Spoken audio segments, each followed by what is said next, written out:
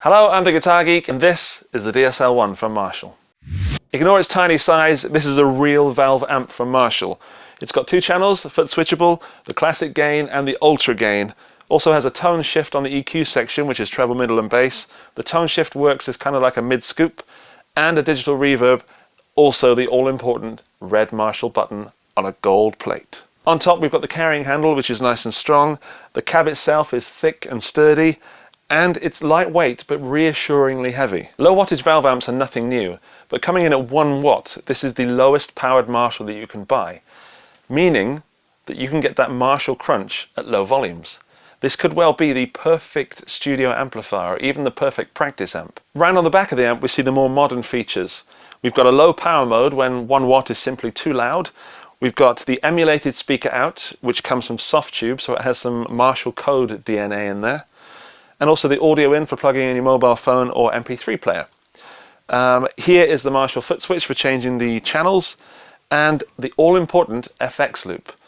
This is very important and unusual to find on an amp of this size. The speaker is not hardwired, so you can take that cable out and plug this into an external cab if necessary. More on that later. So it looks like a Marshall, it feels like a Marshall. Does it sound like a Marshall? Let's find out.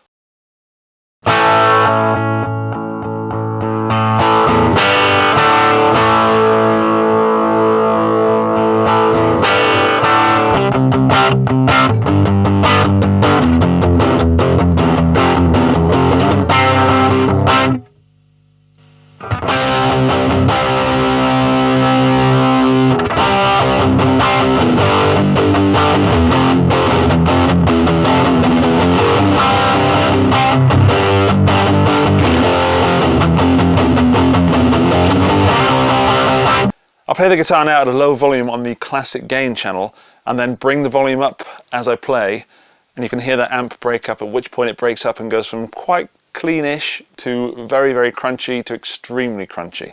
Check this out.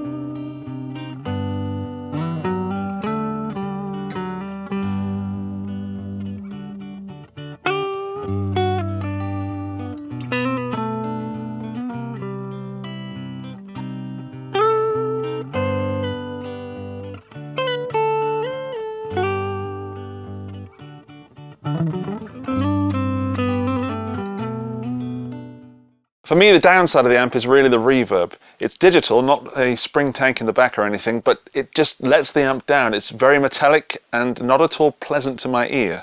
What I do is I leave it off and play something and then bring in the reverb so you can hear it.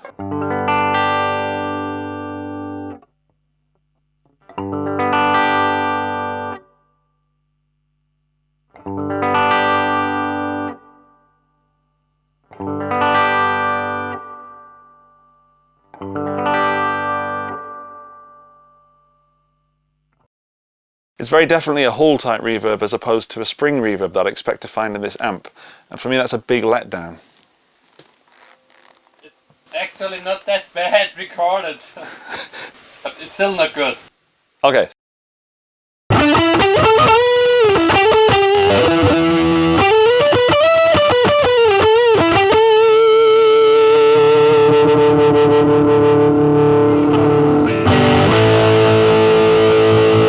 Now for the Strat, I'm going to bring in a bit more bass and knock off some of that treble.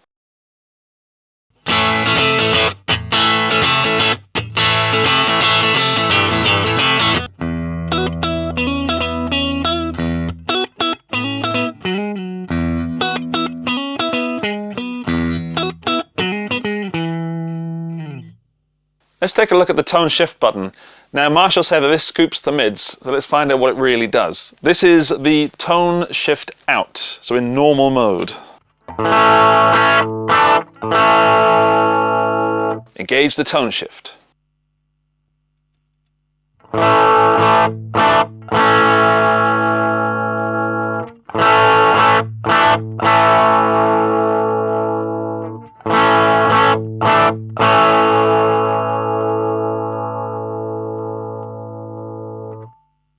Now to my ears that's not only scooping the mids but some of the highs as well. I don't think I'd ever use that. I don't think that's going to cut through in a mix, especially with the band coming from a 1-watt amp. Speaking of which, on the back is the low power setting. That takes it down to 0.1 watts. When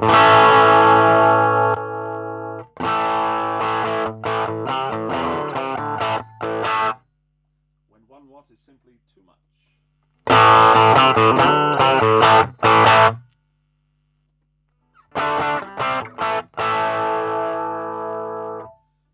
It's got the 8-inch speaker in there, which for me is sounding better the more I play it. When I first plugged in, I'm so used to playing through a 12-inch that it didn't sound good at all, but it's actually sounding better the more I play it, which is odd. However, I think the way to use this amp is to have the combo at home for practicing and then take it to a rehearsal room and use that through a big cab. I've got 3 big cabs behind me. We're going to choose one of them, probably the one with the greenback, and have a go through that and see how that sounds.